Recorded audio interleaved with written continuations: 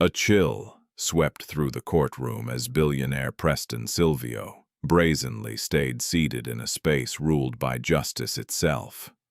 Silvio figured his nine-figure fortune elevated him above mere mortals. He didn't merely disregard the bailiff's call. He flashed a smug smile at the judge, convinced his untouchable status would shield him. Yet, he committed a critical error, underestimating Judge Regina Vance Holley. Her response didn't merely bend courtroom rules. It demolished Silvio's vast business empire right before the assembled audience. This wasn't simply a legal proceeding. It served as a vivid lesson in retribution.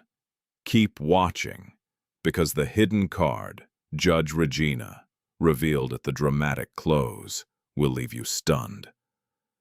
The heavy mahogany doors of courtroom 4B creaked open with a foreboding echo.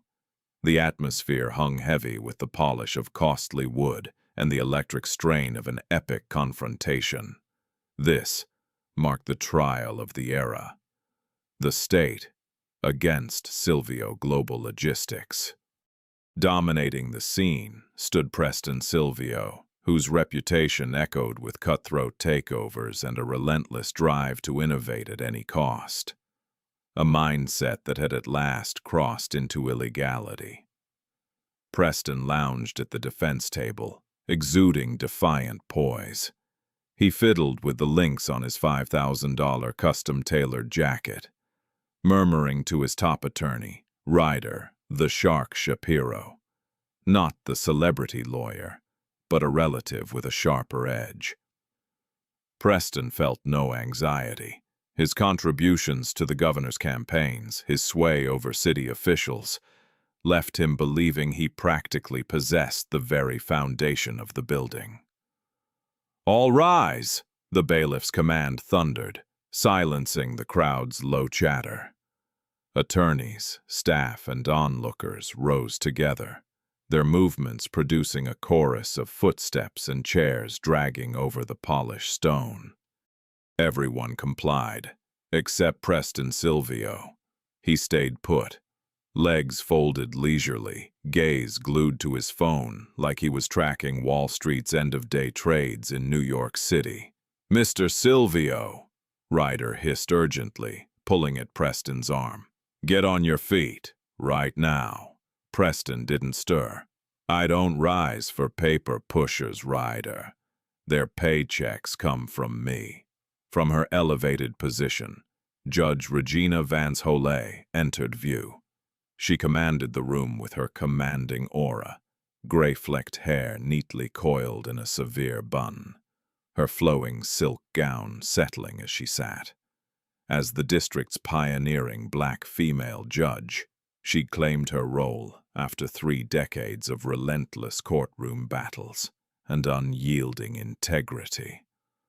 Her eyes scanned the assembly from above, halting abruptly on the defiant Tycoon. The hush grew oppressive, broken only by the steady pulse of the room's clock, each tick landing like a gavel's strike.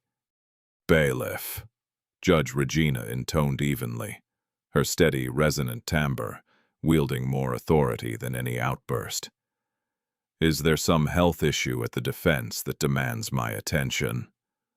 The sturdy bailiff, Officer Martin, advanced. "None reported, Your Honor."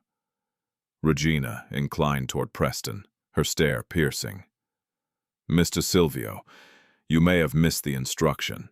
Here, we honor the nation's laws. Kindly rise." Preston lifted his head at last, a lazy, derisive smirk forming. He ignored his lawyer entirely, addressing her straight on, a tactic that drained the color from Ryder Shapiro's cheeks. "Your Honor," Preston drawled, laced with arrogance. "This morning I was on a call with the senator about upgrading the area's roads and bridges. In one casual Tuesday slot, I've boosted this town more than your bench achieves annually. Surely that merits me staying comfortable." A wave of stunned inhales swept the observers. In the first row, Sarah Jenkins, ex-employee, now pursuing claims of unfair dismissal and workplace hazards against Silvio, clutched her bag until her fingers blanched. Judge Regina remained composed, neither raising her voice nor showing agitation. She merely grasped a pen and inscribed a measured entry in her notebook. "Mr. Silvio," she murmured, "it appears you view your riches as a pass from justice's standards. You assume that forging towers of metal and concrete frees you from basic courtesy and courtroom decorum." "Results are what I value, Judge," Preston shot back without pause. "Understood," Regina acknowledged. She glanced at the stenographer. "Note for the record. Defendant Preston Silvio has deliberately defied a court directive and displayed disdain for these proceedings." Then she fixed her attention on him again, and a faint, calculated curve touched her mouth for the first time. It held no warmth, rather the gleam of a hunter seeing quarry ensnared. "You prize outcomes, Mr. Silvio. Very well, I'll deliver one. Since that seat suits you so well, you'll remain there. But elsewhere, Officer Martin, escort Mr. Silvio to custody." Preston found himself detained for contempt of court in a swift ruling. His smug expression evaporated in an instant. "You're not actually doing this over a failure to rise," he demanded. "Do you even realize my identity?" "Oh, I know precisely who you are," Regina replied, her tone turning as unyielding as setting steel. "You're about to discover that in this courtroom of mine, nothing endures except the facts, and because you've chosen not to rise for me, you'll pass the upcoming 48 hours in a holding area at the local jail. No calls, no political favors, no fancy attire." "Hold on!" Ryder Shapiro called out, leaping up from his seat. "Your Honor, that's way too harsh. Your client is captive to his own ego, Mr. Shapiro." Regina cut in sharply. "Officer, escort him away. We'll resume proceedings in 48 hours, and Mr. Silvio, come Thursday when I step into that chamber, I'd advise you to locate your footing, or risk forfeiting far more than a simple chair." The metallic snap of restraints, securing Preston's wrists, brought the situation crashing home. Flashes from the media cameras at the rear of the chamber captured it all. The once invincible Preston Silvio was now paraded from his trial in shackles, and the icy rage etched across Judge Regina's features hinted that his ordeal was just starting. The heavy metal barrier clanged closed, the echo vibrating through Preston Silvio's core. For the first time across 4 decades, his view wasn't the cityscape from a vast window in Silvio Tower. Instead, it was a bare concrete barrier, coated in a sickly tone of official gray. "This isn't possible!" Preston bellowed, his shout reverberating in the tight confines of the detention space. "I've got a session with BlackRock in 3 hours." "Can you imagine the damage to the shares?" The officer didn't bother glancing back. "Markets already dropped 6%, Mr. Silvio.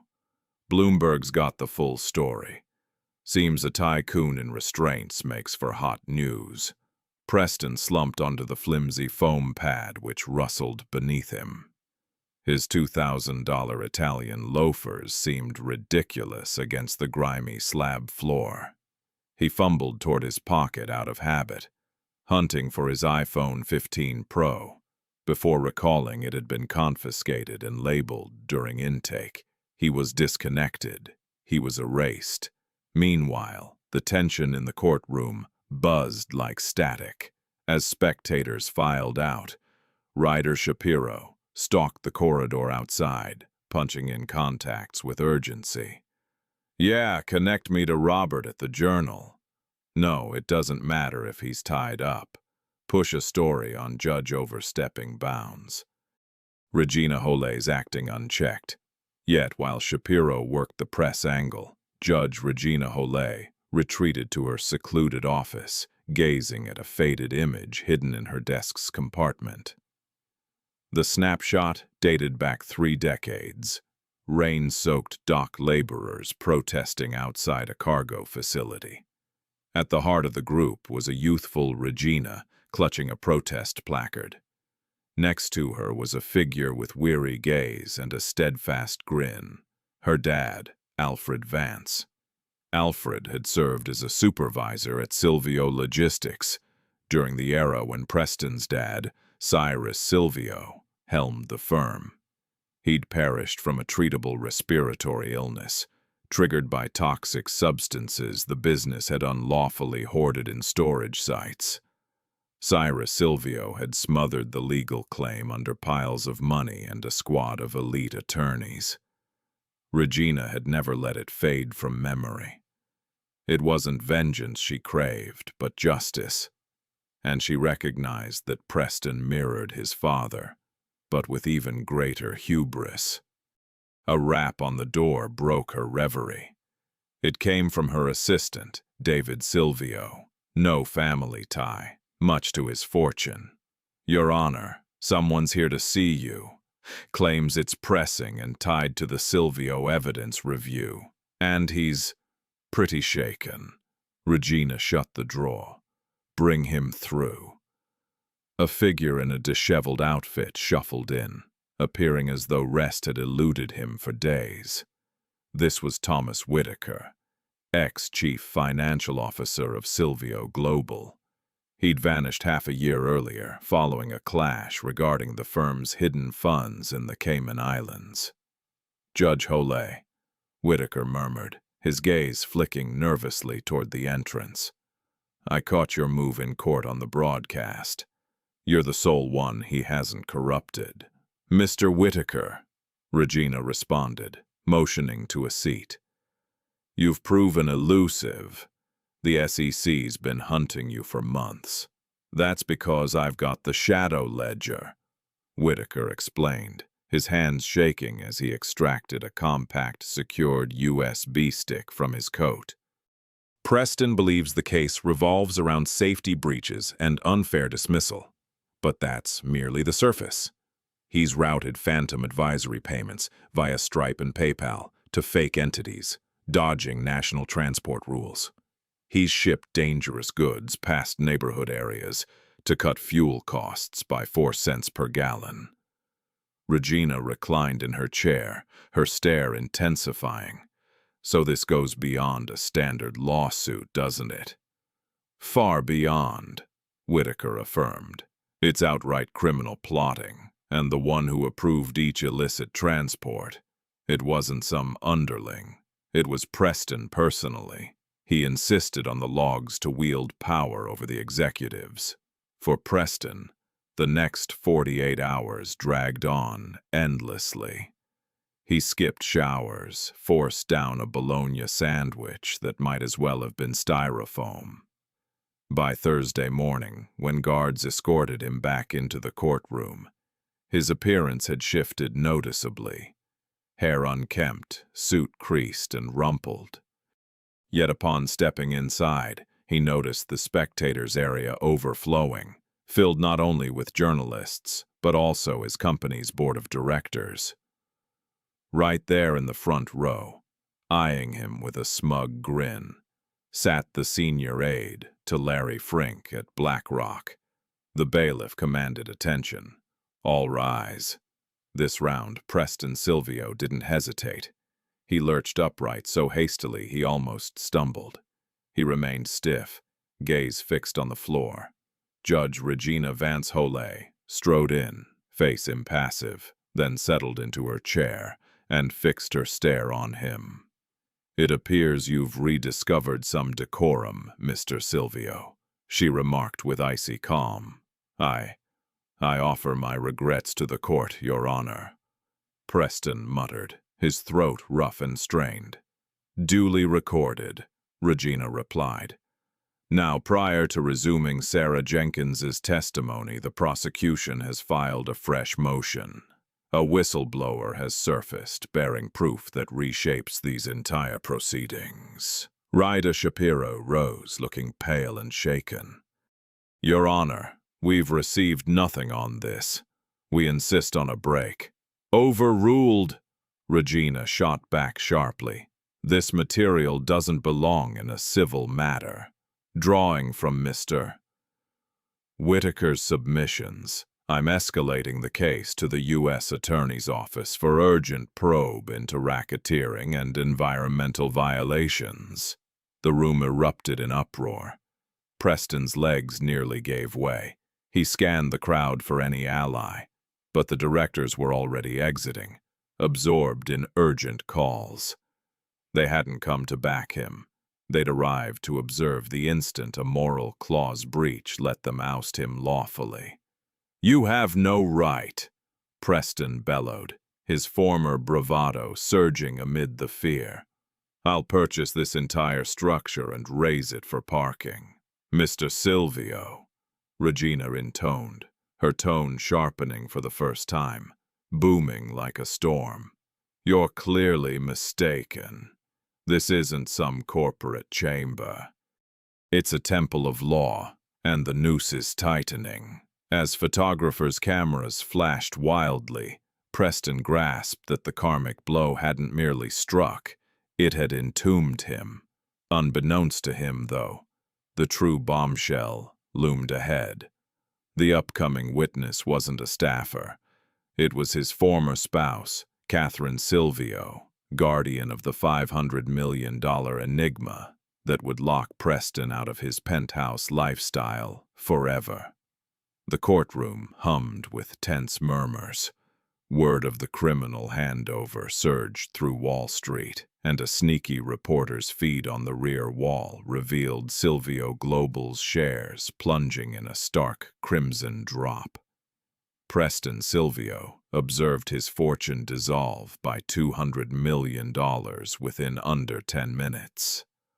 Your Honor, Ryder Shapiro choked out, tone brittle as old paper. We weren't ready for Mr. Whitaker's involvement, much less a criminal shift. Your client has a history of dazzling others into darkness with his fortune, Mr. Shapiro. Judge Regina Vance Hollet countered, peering from her elevated desk. Now the illumination falls on him. Be seated. Her focus shifted to the entrance. The court summons Catherine Silvio. A shared intake of breath swept the space. Catherine wasn't merely Preston's ex. She was Harlan Whitford's daughter, the steel magnate who'd guided Preston in his youth. Their split 5 years back had sparked whispers of New York's priciest hush-money pact ever. Catherine approached the witness box with elegant composure that rendered Preston's agitation almost comical. Dressed in a plain gray suit, she clutched a luxury purse he'd gifted her for their 10th wedding milestone. Her eyes bypassed him entirely, settling on Regina. Once affirmed, Chief Prosecutor, ADA Samantha Russo, advanced. Mrs. Silvio, you entered a non-disclosure agreement in your divorce, right? Yes, Catherine affirmed, her words steady and strong. And that NDA forbade any talk of Mr. Silvio's professional dealings or financial matters with a $50 million penalty for breach. That's accurate. From the defense side, Preston grinned slyly. He leaned to Shapiro. She'll stay silent. She's too attached to her wealth to forfeit $50 million. So what brings you here now, Mrs. Silvio? Russo pressed. Catherine pivoted at last, her gaze piercing Preston's. His smug expression wavered. For 3 months prior, he'd schemed to stash his leftover cash in a trust bearing our daughter's name, without my approval. He'd exploited our girl as cover for dodging taxes. As soon as he dragged our daughter into his dirty schemes, that non-disclosure agreement turned worthless in my eyes. Objection, Shapiro bellowed. "That's pure speculation and hearsay." "Overruled," Regina responded without hesitation. "Go on." Catherine delved into her purse and retrieved a leather-covered notebook. Preston's complexion shifted from ashen to deathly pale. He knew exactly what it was. That was the Silvio ledger. Not the electronic version Whitaker possessed, but the personal one scribbled by hand, locked away in the floor safe at their Greenwich property. "This," Catherine announced, lifting it for all to see, "documents every under-the-table payment to officials at the ports in Savannah, Long Beach, and Rotterdam. Preston never relied on computers for his major payoffs. He always said, 'Digital traces linger. Ink just fades away.'" "Your Honor," Shapiro interjected, his body trembling visibly. "This breaches attorney-client privilege. It's outright theft." "Theft? If it was abandoned in a home that's still mine, Ryder," Catherine retorted sharply. Regina glanced at the bailiff. "Secure that ledger right away." While Officer Martin seized the notebook, Preston lost control. He leaped to his feet, sending his chair toppling noisily onto the hardwood. "You backstabbing viper! I built you from nothing. You were nobody until I came along." Regina's gavel crashed like thunder. "Mr. Silvio, take your seat." "No!" Preston thundered, jabbing a finger first at Catherine, then at the judge. "This whole thing's a conspiracy. You're all conspiring together. You, the bleeding heart judge, and my greedy former spouse. You really believe you can destroy me? My slush fund alone outstrips this county's entire annual spending." Regina kept her tone even this time. She leaned toward the mic, her gaze icy like a frosty dawn.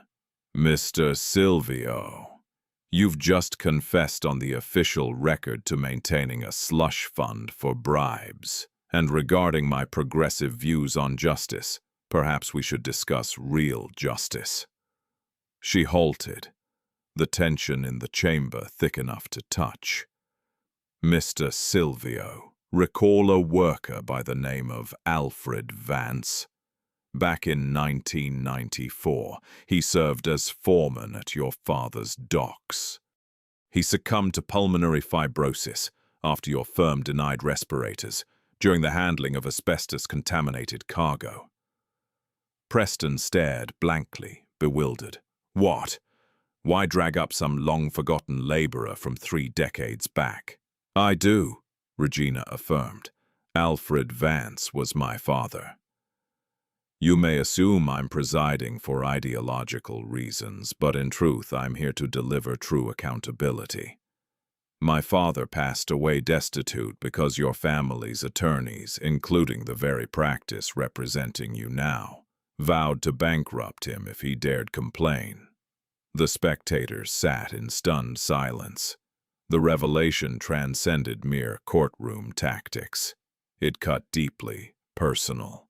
"Rest easy, Preston," Regina went on, her words laced with an eerie composure.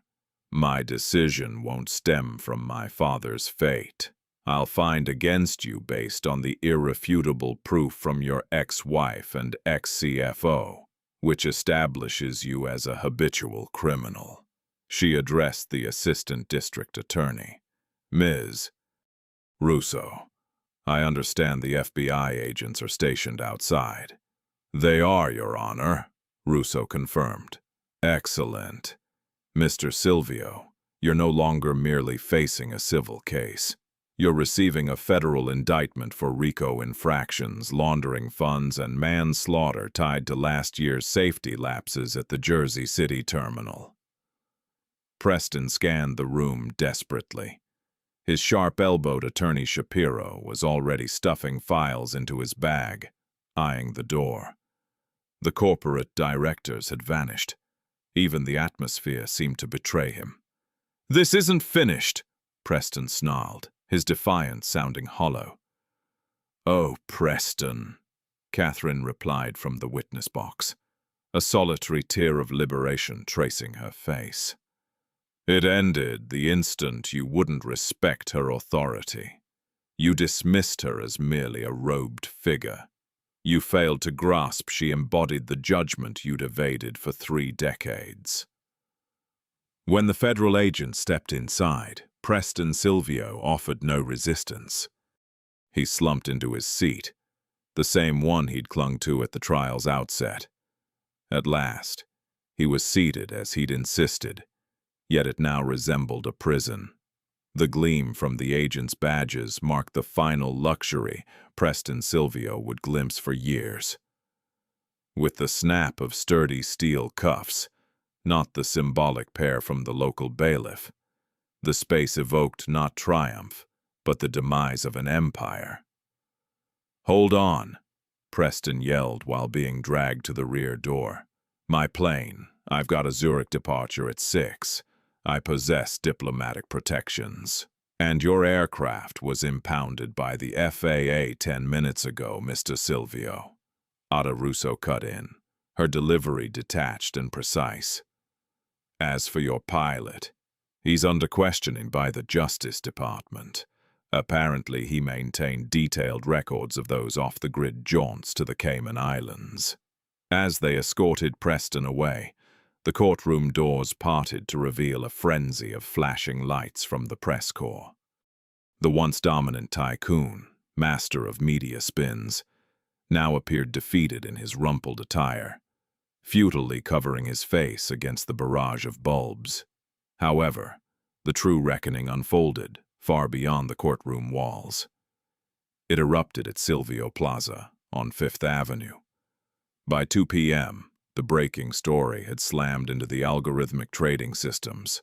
Shares of Silvio Global Logistics, SGLTO, didn't merely slip, they plummeted. The stock plunged 40% within 2 hours, activating a circuit breaker that suspended all trading. Up in the glass-enclosed C-suite offices, the board of directors descended into crisis mode. "He's nothing but a risk now," bellowed Alfred Penhaligon, the senior-most director and a close ally of Preston's late father, pointing to the morality clause buried in his employment agreement. "Activate it immediately. Revoke his stock options, lock down his severance package, and cut ties with him before the EPA comes knocking over that toxic waste mess and cripples our operations." Before the hour was out, Preston's photo vanished from the corporate site. Workers were already methodically peeling his name from the gilded lobby glass. Over at Preston's $80 million penthouse, pandemonium reigned supreme. U.S. Marshals showed up brandishing a seizure order. Catherine Silvio lingered on the curb, observing as a convoy of flatbed trucks rolled in to cart off Preston's cherished vehicles. A Bugatti Chiron, a classic Ferrari 250 GTO, and a bespoke armored Maybach. "That one's valued higher than a lifetime's worth for so many folks," wailed Jeffrey, Preston's longtime assistant, as the Bugatti got hoisted aboard. "And it's heading straight to the forfeiture pool now," shot back a marshal, toothpick dangling from his lips. "Pass along to your employer that he might have done better sinking cash into some actual character." Down at the county jail, Preston faced intake. Not into the cushy VIP section he'd once greased a past sheriff to secure, but straight into the general holding area. Warden Halloway, a no-frills administrator and a remote relative of Judge Regina's, information Preston remained blissfully unaware of, gave him a thorough once-over. "Get undressed," she commanded flatly. "Excuse me?" Preston sputtered in disbelief. "You got it the first time. From here on, you're inmate 8924. No fine fabrics, no fancy accessories, no attitude. Just this orange jumpsuit." In a chilly, tile-lined space, Preston shivered as his Tycoon persona dissolved, swapped for a baggy, ill-fitting uniform, reeking of bargain bin soap. They marched him to a cell, occupied by Big G, an ex-dockhand, whose retirement savings had evaporated 5 years back when one of Silvio's branches folded. "Preston Silvio!" Big G rumbled, rising from his cot. Like a colossus, SGL inked across his thick forearm, the faded mark of the old firm.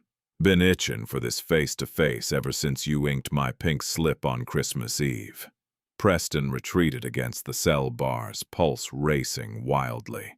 I could set you up for life. I've got hidden funds overseas." "Save it," Big G cut in, his tone a deep growl. "Caught the broadcast in the rec room. Your money's all iced over. Your attorneys bailed when their fees bounced. You're down to being some guy too proud to rise for a judge. Thing is, prison's full of lines you'll be holding. For chow, for calls, for washing up." In the quiet of her private office, Judge Regina Vance Hollet contemplated the hush. Victory didn't spark joy. Instead, she pored over the ledger Catherine had supplied. It exposed far more than payoffs. A roster of politicians, regulators, and enablers who'd aided the Silvio dynasty in tainting the city for generations. "This isn't solely about him, David," she confided in her clerk. "What are you saying, Your Honor?" "The corruption runs bone deep."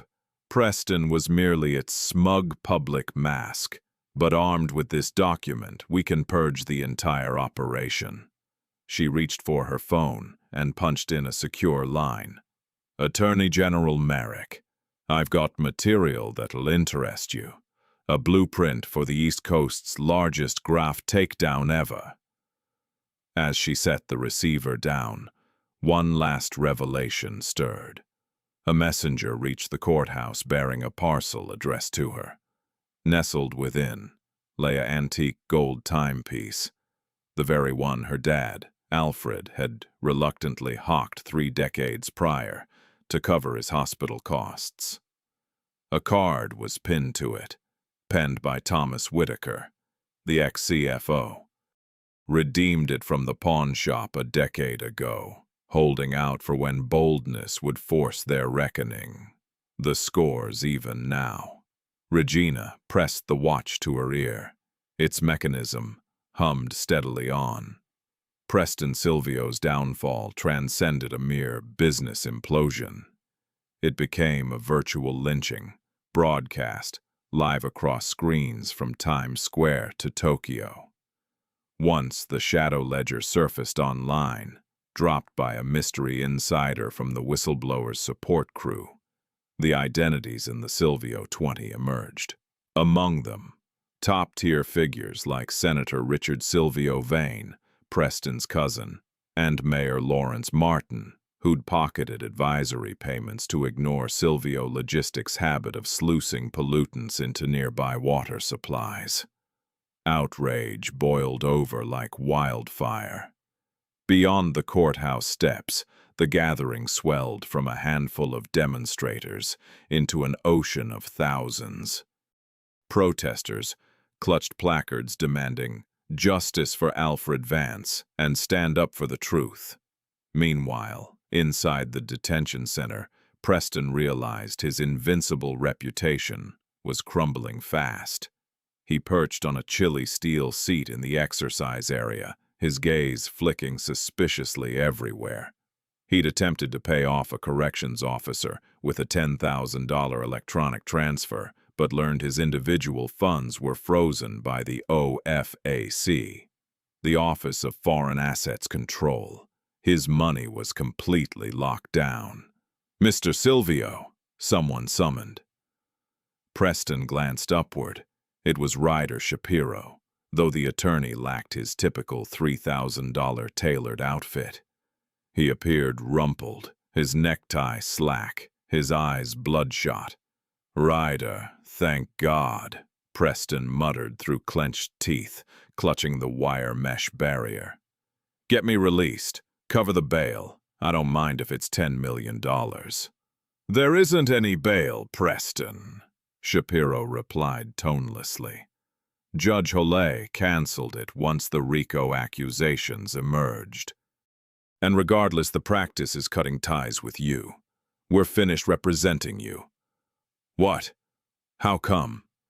"Your hidden ledger shows payouts to our top executives' overseas trusts," Shapiro murmured, glancing about uneasily. "The FBI is searching our building at this moment. I'm not visiting as your counsel, Preston. This is just a favor. You're isolated now." Preston's fingers started trembling. "You can't abandon me in this place. I'm Preston Silvio." "Not anymore," Shapiro responded, pivoting away. "You used to be Preston Silvio. Today you're merely Exhibit A." Returning to the courtroom, the mood had evolved from a routine disagreement to a landmark prosecution. Judge Regina Vance Holloway presided from the dais, her face as resolute as the stone surroundings. She'd faced lethal warnings, her vehicle tailed, and the Silvio forces dumping fortunes into efforts to discredit her. Yet she remained steadfast. "The court summons Detective Sarah Jenkins to testify," Regina declared. Sarah, the individual who'd initiated the initial unjust dismissal case, approached the witness box. She held no wealth or elite status, just a parent of 3 dismissed for flagging a hazardous flaw in a chemical container. "Ms. Jenkins," the district attorney inquired, "what exactly did Mr. Silvio tell you when you raised those safety issues in his personal workspace?" Sarah stared straight at the vacant seat Preston normally occupied. "He barely lifted his head from eating. He claimed my existence meant less than the price of that container I mentioned. He stated, 'I can hire 1,000 like you, Sarah, but I've only got one name to protect. Don't tarnish it.'" A wave of revulsion rippled through the spectators. "And did he propose any incentive to keep silent?" "He dangled $20,000 plus a gag clause," Sarah explained, her tone quivering yet resolute. "I refused the bribe. He vowed I'd never find employment in this state. And he ensured it.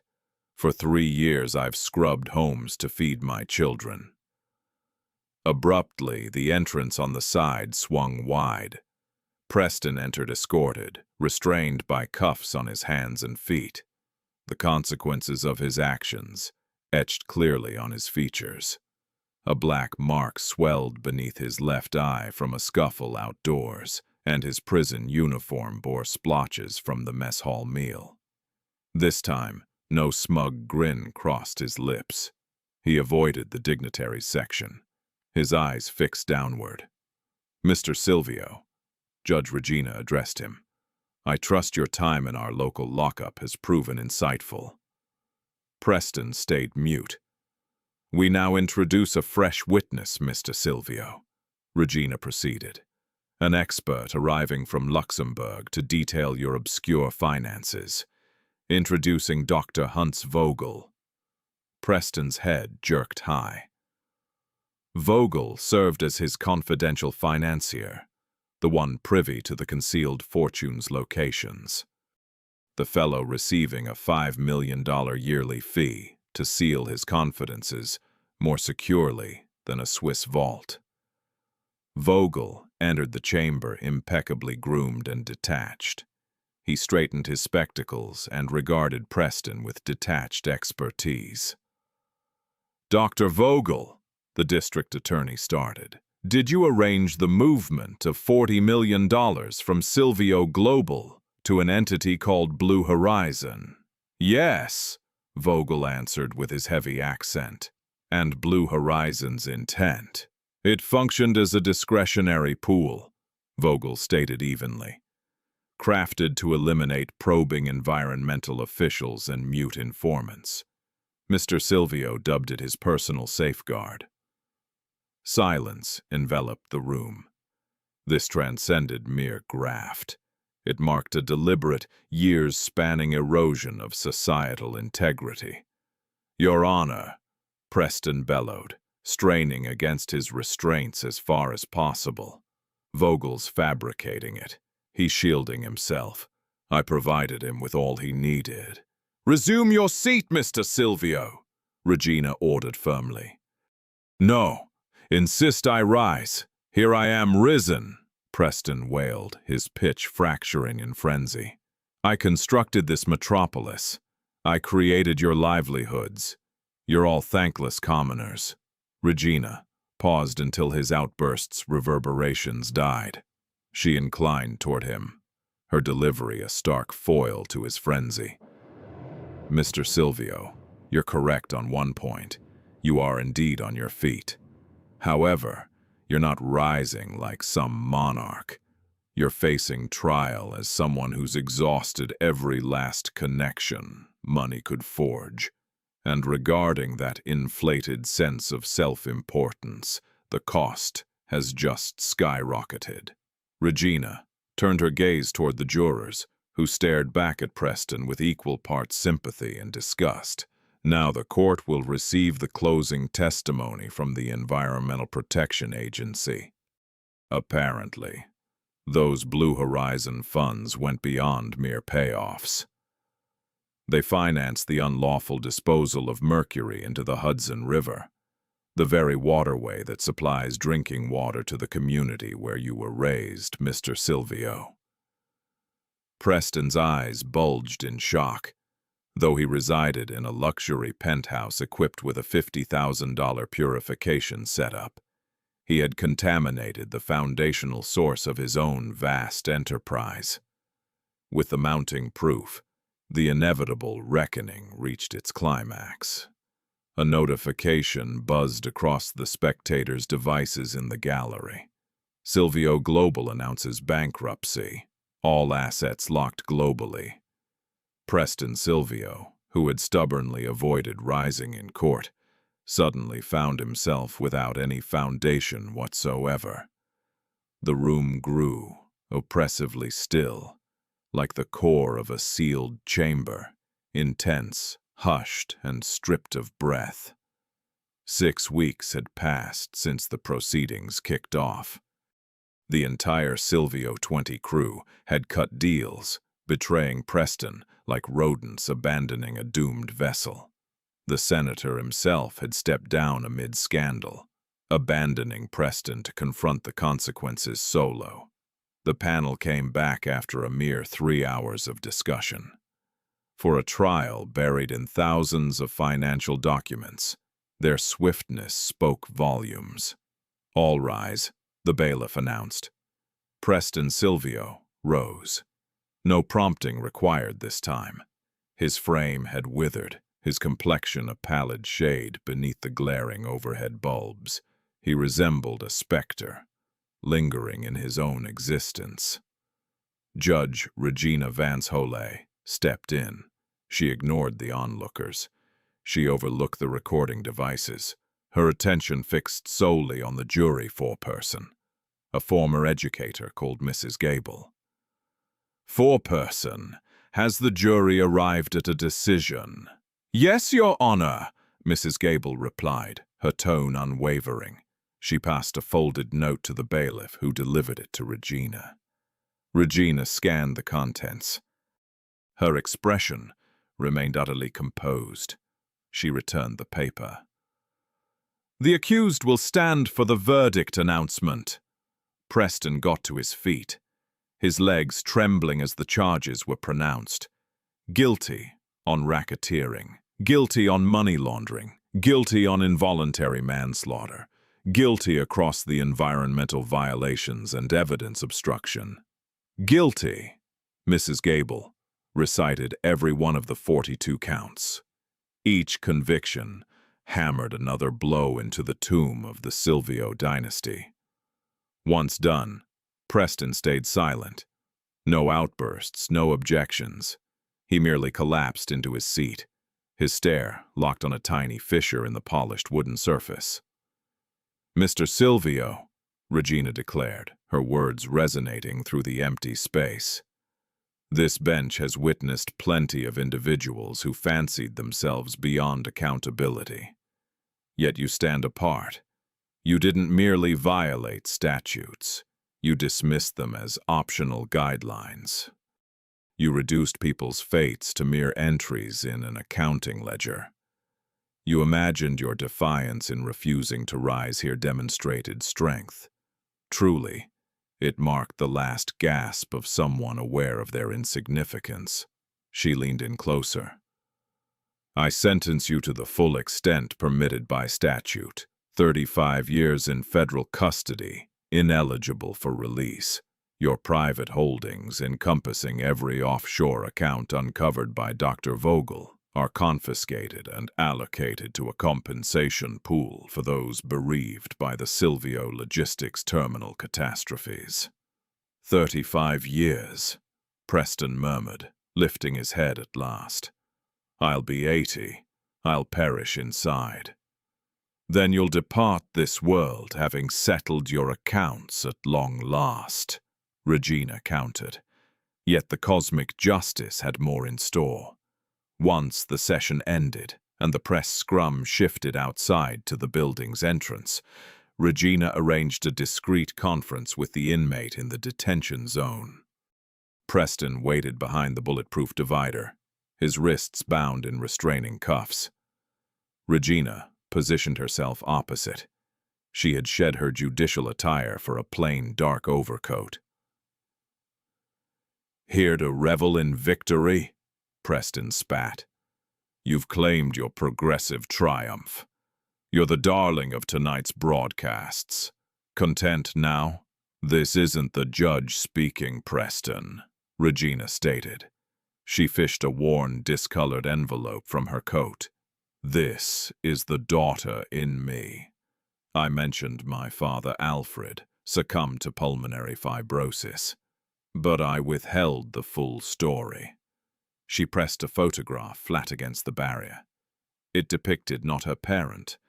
Instead, it showed a duplicated memorandum from August 12, 1994, bearing the signature of Cyrus Silvio, Preston's dad. "Your father recognized the asbestos posed a deadly risk," Regina explained. "But check the footer. Examine that scribbled annotation along the edge." Preston pressed forward. The script looked recognizable.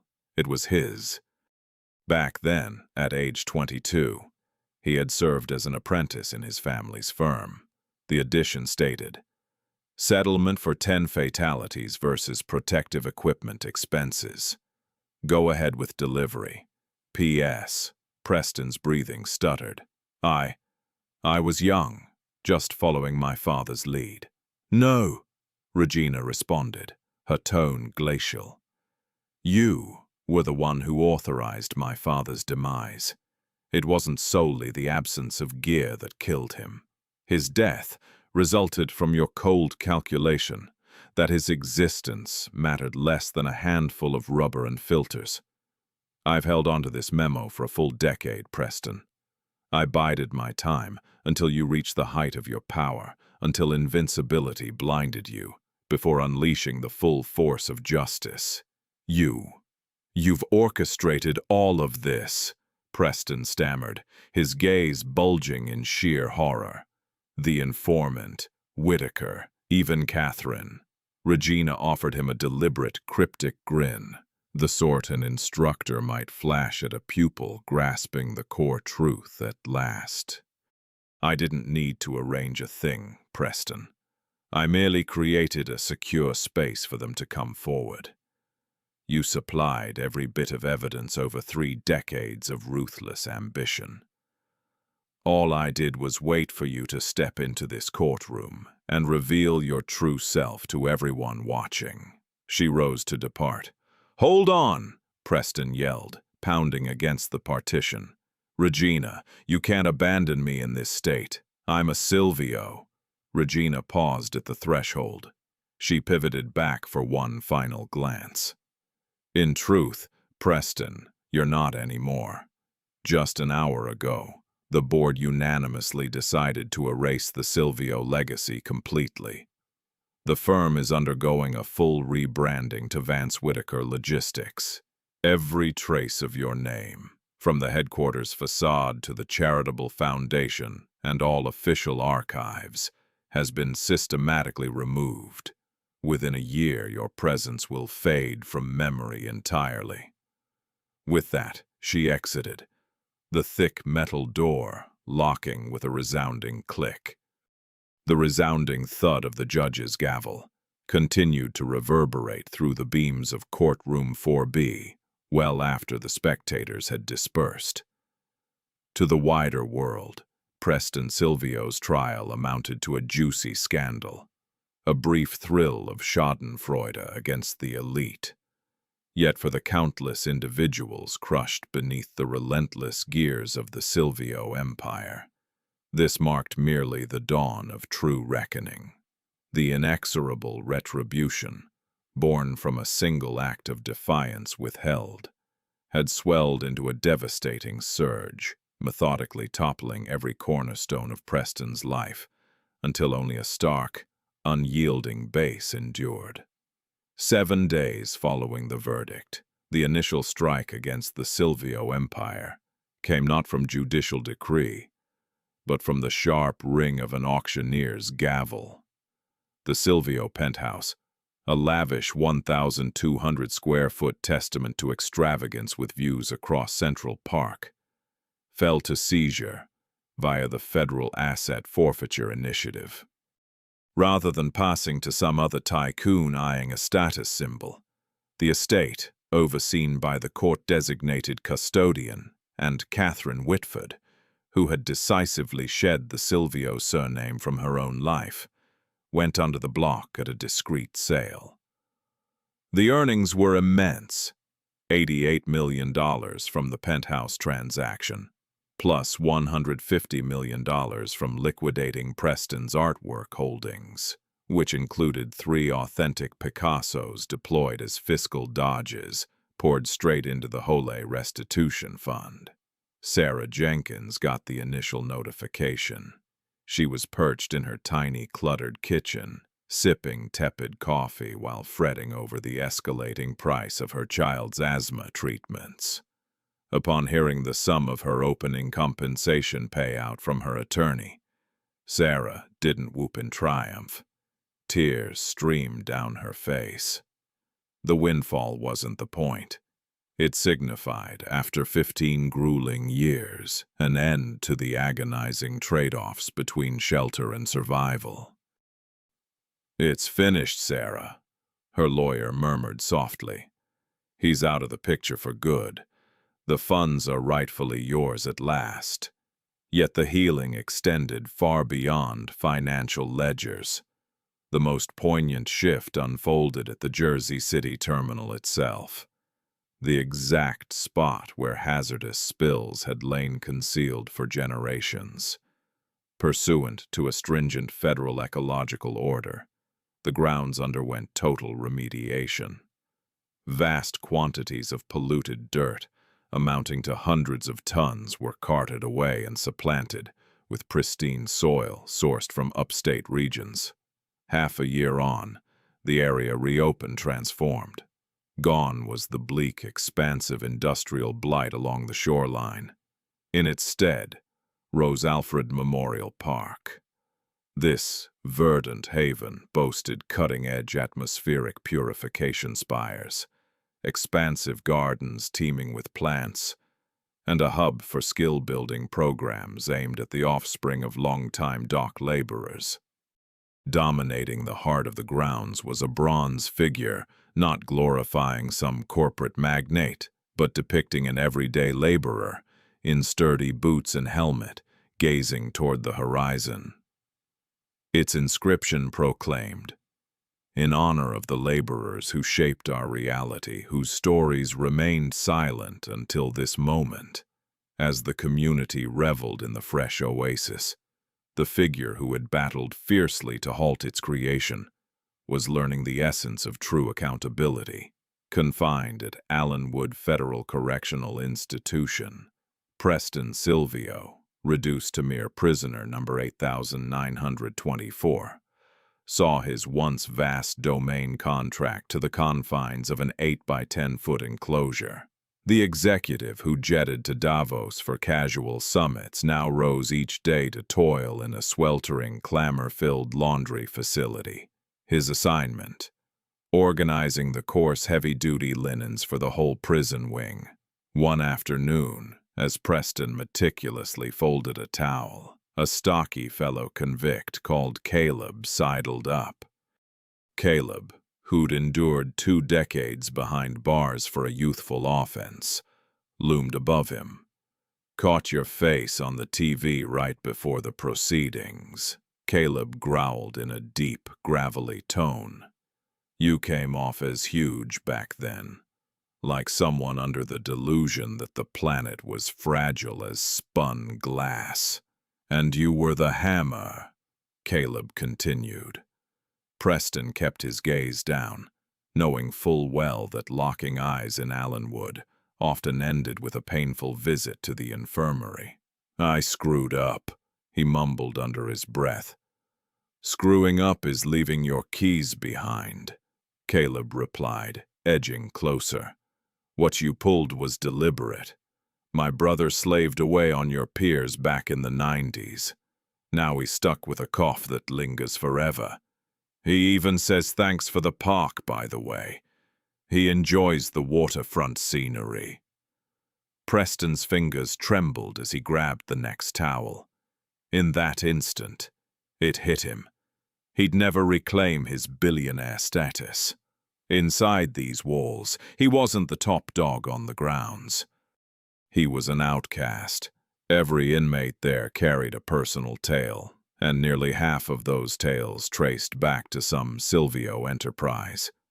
A Silvio-backed politician or a Silvio-ignored safety protocol. His fortune hadn't merely secured extravagance, it had forged a legion of foes who now shared his daily existence. At the same time, Judge Regina Vance Holay dwelled in a quieter sort of hush.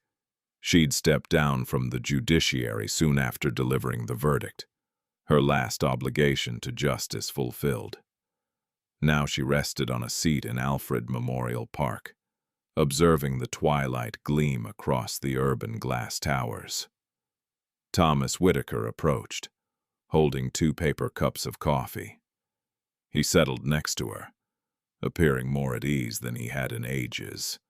The hidden accounts had brought down 12 top officials, from the ex-mayor to a state senator.